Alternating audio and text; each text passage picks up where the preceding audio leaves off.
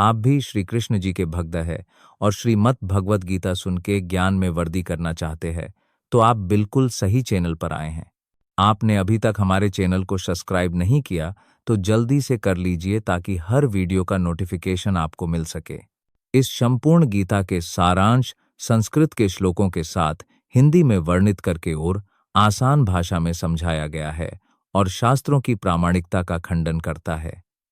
वह स्वयं को प्रत्येक कार्य में स्वतंत्र और शक्तिशाली समझता है। वह सोचता है कि चूंकि बल, शक्ति या धन में कोई भी उसकी बराबरी नहीं कर सकता, इसलिए वह किसी भी प्रकार कार्य कर सकता है और कोई भी उसे रोक नहीं सकता। यदि उसका कोई शत्रु है जो उसकी इंद्रिय क्रियाओं की प्रगति को रोक सकता है, तो वह उसे अपनी शक्ति से नष्ट करने की योजना बनाता है।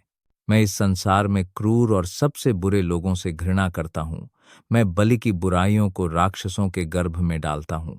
संसारेषु नराधमन तंग अहम दविष्टः क्रूरान क्षिपाम्य अजस्रम शुभभान आसुरीषु एव योनिषु तन वे अहम एक द्विष्टः ईर्ष्यालु क्रूरान दुष्ट संसारेषु भवसागर में नराधमन मनुष्य में सबसे नीच दैवीय और आसुरी प्रकृतियां प्रकार क्षिपामी पुट अजस्रम असंख्य अशुभान अशुभ आसुरीषु राक्षसी एव निश्चय ही योनिसु गर्भों में।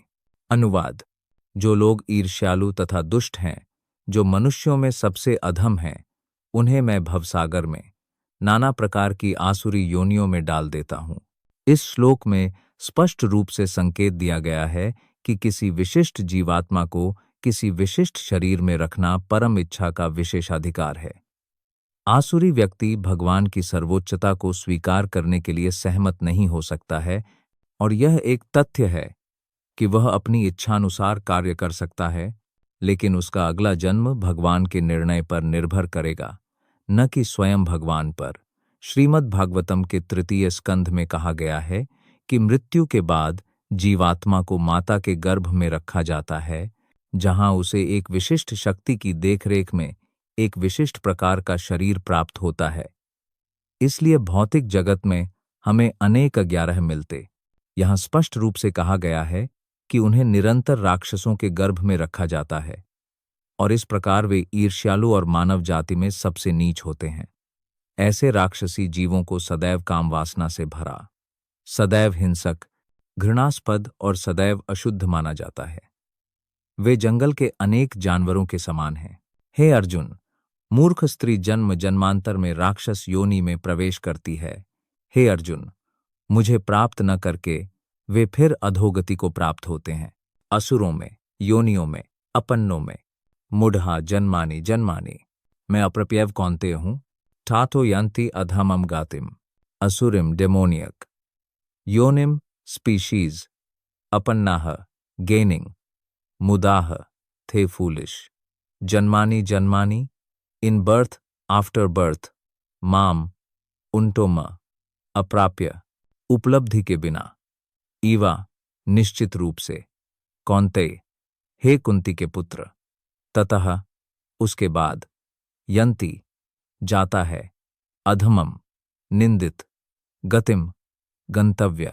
अनुवाद: ऐसे लोग आसुरी योनियों में बार बार जन्म प्राप्त करके कभी भी मेरे पास नहीं पहुंच सकते।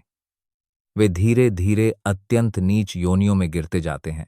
यह सर्वविदित है कि ईश्वर सर्वदयालु हैं, किंतु यहाँ हम पाते हैं कि ईश्वर आसुरी व्यक्तियों पर कभी दया नहीं करते। यह स्पष्ट रूप से कहा गया है कि आसुरी लोग जन्म जन्मांतर तक ऐसे ही राक्षसों के गर्भ में रहते हैं, और परमेश्वर की कृपा प्राप्त न कर पाने के कारण वे अधोगति को प्राप्त होते जाते हैं, जिससे अंततः उन्हें बिल्लियों, कुत्तों और सूअरों जैसे शरीर प्राप्त होते हैं।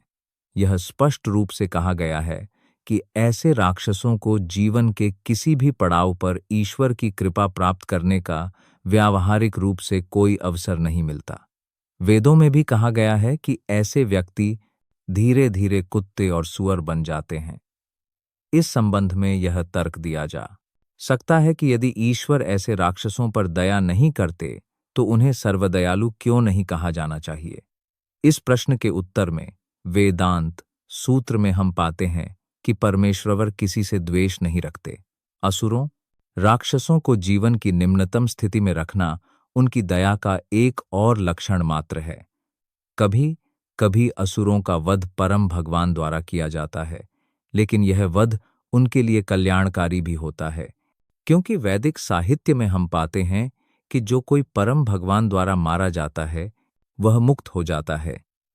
इतिहास में रावण, कैसा, हिरण्यकशिपु जैसे अनेक असुरों के उदाहरण हैं, जिनका वध करने के लिए ही भगवान ने विभिन्न अवतारों में अवतार लिया।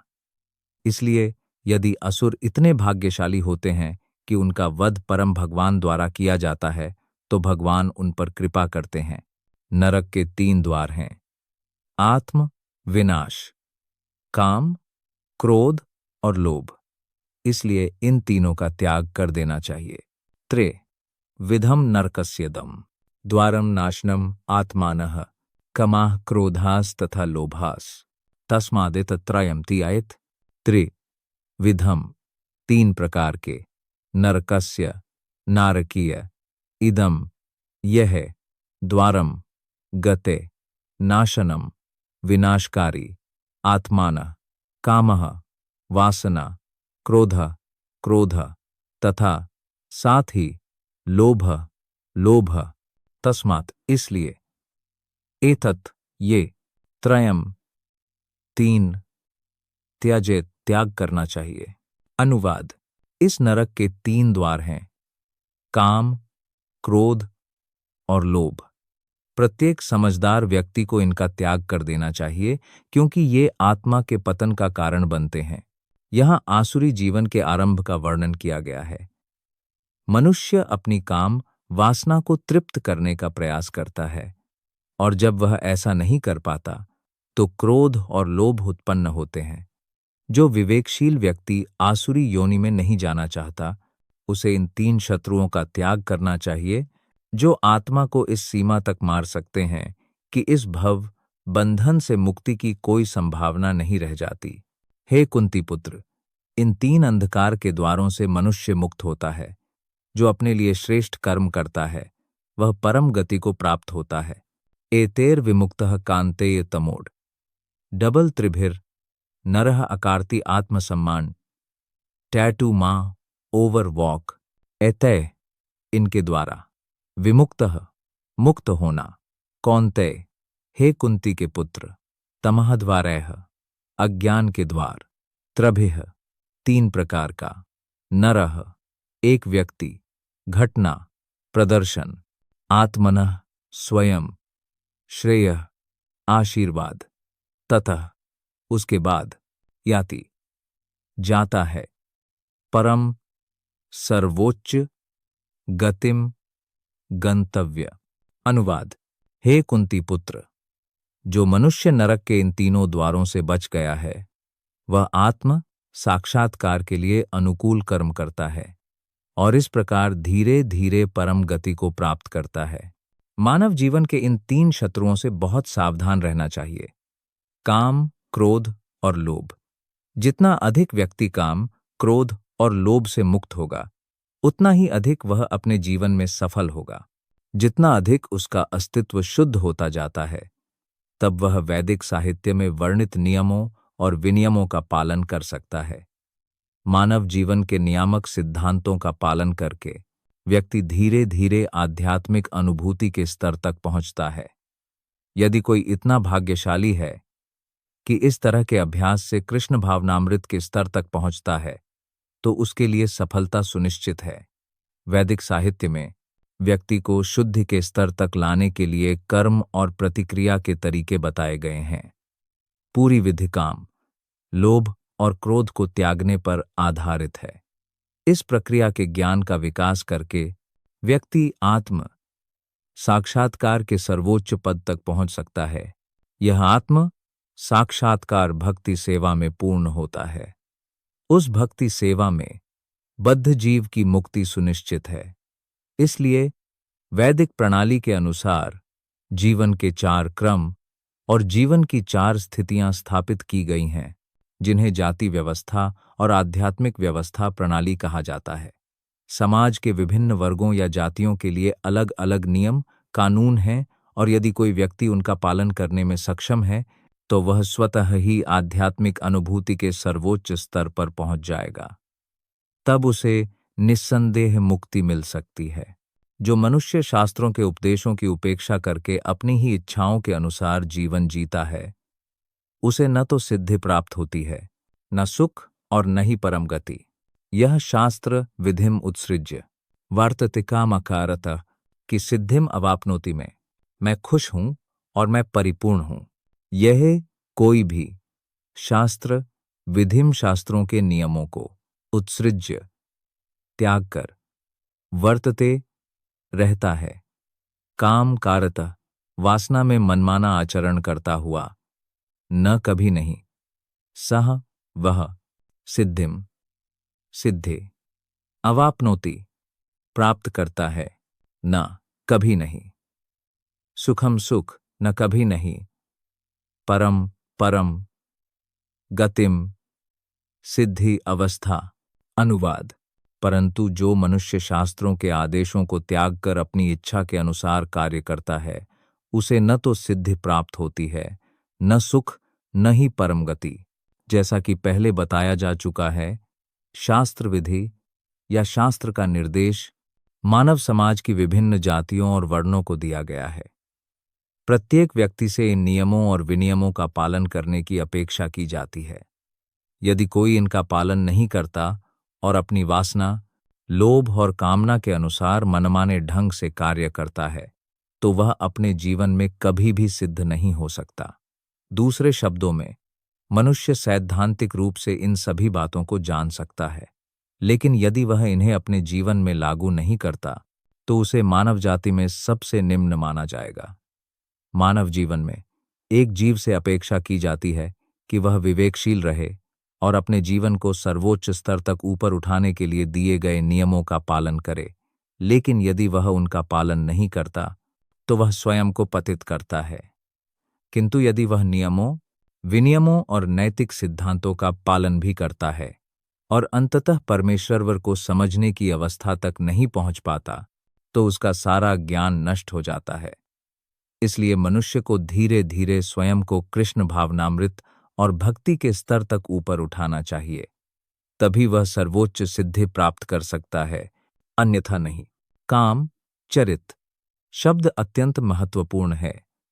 जो व्यक्ति जानबूझकर नियमों का उल्लंघन करता है, वह काम वासना में लीन होकर कार्य करता है। वह जानता है कि ऐसा करना वर्जित है, फिर भी वह ऐसा करता है। इसे मनमौजीपन कहते हैं।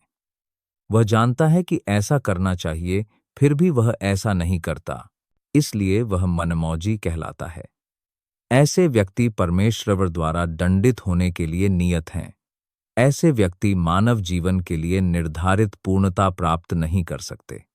मानव जीवन विशेष रूप से अपने अस्तित्व को शुद्ध करने के लिए है, और जो व्यक्ति नियमों का पालन नहीं करता, वह न तो स्वयं को शुद्ध कर सकता है और न ही वह सुख की वास्तविक अवस्था को प्राप्त कर सकता है। अतः कर्म और कर्मफल की व्यवस्था में शास्त्र ही तुम्हारे लिए प्रमाण हैं। ऐसा समझकर तुम्हें शास्त्रों में बताए गए कर्म करने चाहिए। यहाँ चास्तम प्रमाण यही सिखाता है। कार्य कार्य व्यवस्थिताउ ज्ञात्वा शास्त्र विधानोक्तम कर्मा कर्तुम इहार्हासि तस्मात् इसलिए शास्त्रम शास्त्र प्रमाणम प्रमाण ते तुम्हारा कार्य कर्तव्य अकार्य निषिद्ध कार्य व्यवस्थितो निर्धारण करने में ज्ञात्वा जानना शास्त्र विधान विधि उक्तम जैसा घोषित कर्म कार्य कर्तुम करना इह अर्हसि तुम्हें इसे करना चाहिए। अनुवाद।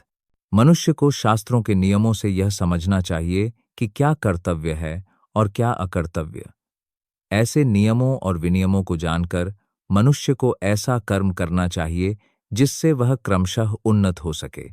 जैसा कि 15वें अध्याय में कहा गया है, वेदों के समस्त विधि विधान कृष्ण को जानने के लिए हैं। यदि कोई भगवद गीता से कृष्ण को समझ लेता है और कृष्ण भावनामृत में स्थित होकर भक्ति में लग जाता है, तो वह वैदिक साहित्य द्वारा प्रदत्त ज्ञान की सर्वोच्च सिद्धि को प्राप्त कर लेता है। भगवान चैतन्य महाप्रभु ने इस प्रक्रिया को अत्यंत सरल बना दिया था। उन्होंने लोगों से केवल हरे कृष्ण कृष्ण कृष्ण हरे हरे, हरे राम राम राम हरे हरे का जप करने, भगवान की भक्ति में लग जाने तथा अर्चा विग्रह को अर्पित भोजन का उच्छिष्ट खाने को कहा था। जो व्यक्ति इन समस्त भक्तिमय कार्यों में प्रत्यक्ष रूप से संलग्न है, उसे समस्त वैदिक साहित्य का अध्ययन करने वाला समझा जाना चाहिए। वह पूर्णतः निष्कर्ष पर पहुंच गया है। निस्संदेह उन सामान्य व्यक्तियों के लिए जो कृष्ण भावनामृत में नहीं हैं या जो भक्ति में रत नहीं हैं, क्या करना है और क्या नहीं करना है, इसका निर्णय वेदों के आदेशों द्वारा ही होना चाहिए। मनुष्य को बिना किसी तर्क के तदनुसार कार्य करना चाहिए। इसे ही शास्त्र के सिद्धांतों का पालन करना कहते हैं। शास्त्र उन 4 प्रमुख दोषों से रहित है जो बद्धजीव में दृष्टिगोचर होते हैं: अपूर्ण इंद्रियां, छल की प्रवृत्ति, भूल करने की निश्चितता तथा मोहग्रस्त होने की निश्चितता। बद्ध जीवन में ये 4 प्रमुख दोष व्यक्ति को नियम विनियम बनाने के अयोग्य बनाते हैं। अतः शास्त्र में वर्णित नियम विनियम इन दोषों से ऊपर सभी महान संतों, आचार्यों तथा महात्माओं द्वारा बिना किसी परिवर्तन के स्वीकार किए जाते हैं। भारत में आध्यात्मिक ज्ञान के कई समूह हैं, जिन्हें सामान्यतः 2 वर्गों में वर्गीकृत किया गया है: निराकारवादी और साकारवादी। हालांकि दोनों ही वेदों के सिद्धांतों के अनुसार अपना जीवन व्यतीत करते हैं। शास्त्रों के सिद्धांतों का पालन किए बिना कोई भी व्यक्ति स्वयं को पूर्णता की अवस्था तक नहीं पहुंचा सकता। इसलिए जो वास्तव में शास्त्रों के तात्पर्य को समझता है, वह भाग्यशाली माना जाता है। मानव समाज में भगवान को समझने के सिद्धांतों के प्रति अरुचि ही समस्त पतन का कारण है। यही है मानव जीवन का सबसे बड़ा अपराध। इसलिए भगवान की भौतिक शक्ति माया हमें त्रिविध दुखों के रूप में सदैव कष्ट देती रहती है। यह भौतिक शक्ति प्रकृति के 3 गुणों से निर्मित है। परमेश्वर को जानने का मार्ग प्रशस्त करने के लिए व्यक्ति को कम से कम सतोगुण तक तो पहुंचना ही होगा। सतोगुण के स्तर तक पहुंचे बिना व्यक्ति अज्ञान और रजोगुण में ही रहता है, जो आसुरी जीवन का कारण है। रजोगुणी और तमोगुणी लोग शास्त्रों, साधु पुरुषों और गुरु के उचित ज्ञान का उपहास करते हैं और वे शास्त्रों के नियमों की परवाह नहीं करते। भक्ति की महिमा सुनने पर भी वे आकर्षित नहीं होते। इस प्रकार वे अपने उत्थान का मार्ग स्वयं निर्मित कर लेते हैं। ये मानव समाज के कुछ दोष हैं जो जीवन को आसुरी गति की ओर ले जाते हैं। तथापि यदि कोई व्यक्ति उचित एवं प्रामाणिक आध्यात्मिक गुरु द्वारा निर्देशित हो सके, जो उसे उन्नति के मार्ग पर उच्चतर स्तर तक ले जा सके, तो उसका जीवन सफल हो जाता है। इस प्रकार श्रीमद् भगवद गीता के दैवी तथा आसुरी